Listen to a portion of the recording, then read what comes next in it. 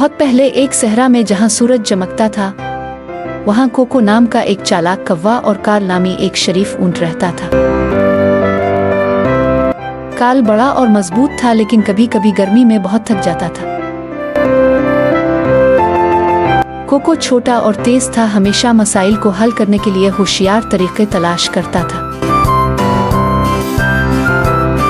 एक दिन कार्ल को सहरा में सफर करते हुए बहुत प्यास लगी।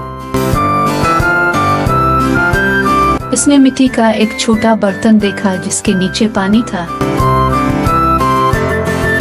लेकिन अपने बड़े मुंह से इस तक ना पहुंच सका। कार्ल ने आह भरी, अगर मैं जल्द नहीं पीता तो मैं उसे घर वापस नहीं करूंगा। कोको ने कार्ल की परेशानी देखी और नीचे उड़ गया।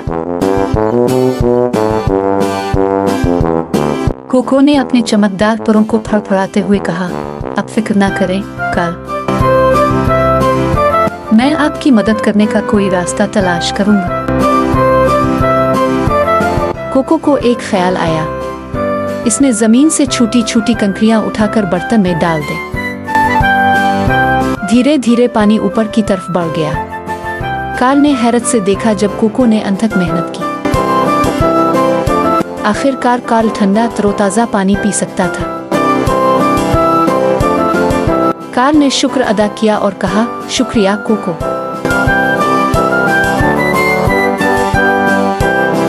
अगरचे तुम छोटे हो, तुम्हारी होशियारी ने मुझे बचा लिया। इस दिन से कार्ल और कोको बेहतरीन दोस्त बन गए, जो सबको सिखाते हैं कि टीम वर्क और दिमाग किसी भी मसले को हल कर सकते हैं। इखलाकी नतीजा, दिमाग ब्राउन से ज्यादा मजबूत होते हैं और दूसरों की मदद करने से देर बाद दोस्ती पैदा होती है।